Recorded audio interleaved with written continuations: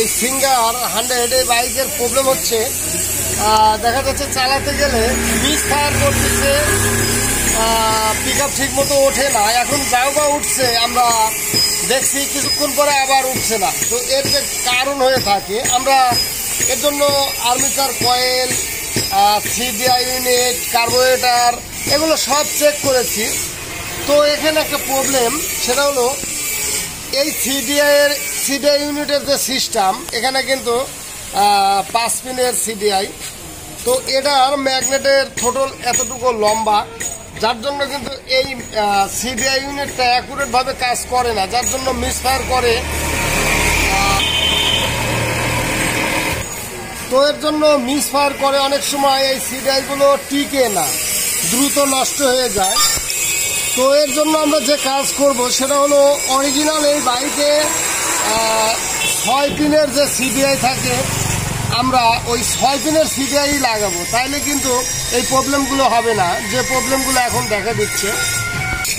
তো এখানে যে 6 পিনের CDI লাগাতে সংযোগগুলো দিতে হবে, তো এরকম একটা 4 পিনের জ্যাক এক সাইডে লাগবে এইভাবে, আর পাশে কিন্তু এরকম একটা জ্যাক লাগবে, অর্থাৎ এক সাইডে 4 পিন, আর এক সাইডে 4 পিন আর এক সাইডে 2 পিন। তো এই তারগুলো আমরা বের করে এই 6 পিনের যে কাজ সেটা আপনাদের দেখাবো। এর পরিচিতি মনে রাখা দরকার। এটা হলো পিক আপ কয়েল, এটা হাই টেনশন কয়েল, এটা বডি, এটা ইঞ্জিন সুইচ, আর এটা সার্কিট কয়েলের। তো আমরা এরকম দুটা কানেকশন দেওয়ার জন্য সকেট নেব CDI এর। তো আমরা সকেট খুলে দিলাম। এটা পিক আপ কয়েলের যে বডি কানেকশন এখানে সার্কিটের থেকে আছে, এটা দেওয়া আসলে বডির সঙ্গে। এটা আমরা CDI এর মধ্যে দিয়ে দেবো একটা, আর একটা বডির সঙ্গে দিয়ে দেবো। এখানে কিন্তু এভাবে না দিয়ে এরকম আলাদা আলাদা আমরা দিয়ে দেবো। তো এখানে কিন্তু আমরা দুটো সংযোগ করে দিলাম, একটা পিক আপ কয়েলের বডি কানেকশন আর একটা গাড়ির বডি কানেকশন বা আর্থিং কানেকশন, আর পিক আপ কয়েলের মেন কানেকশন এটা। তো এই দুটো হলো পিক আপ কয়েলের থেকে আসছে।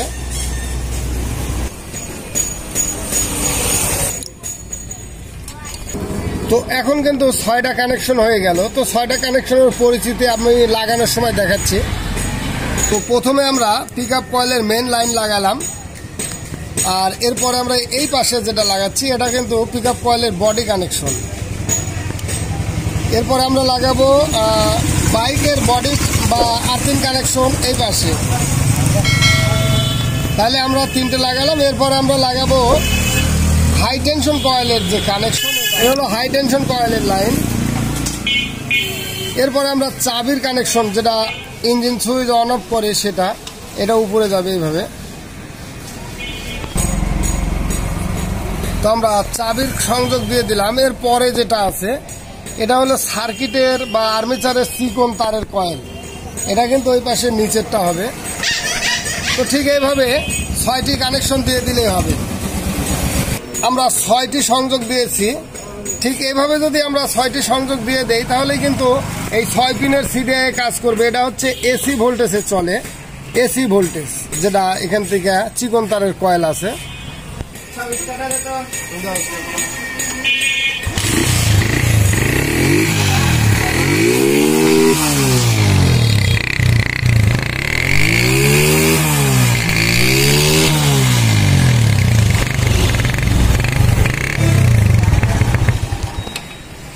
তো ঠিক এইভাবে যদি 5 পিনের CDI লাগানো থাকে, 5 পিনের CDI কেউ লাগায়, তাতে লাগানো যায়। যদি ডিস্টার্ব করে তাহলে এইভাবে কিন্তু 6 পিনের CDI এর সিস্টেম করে দেওয়া যায়।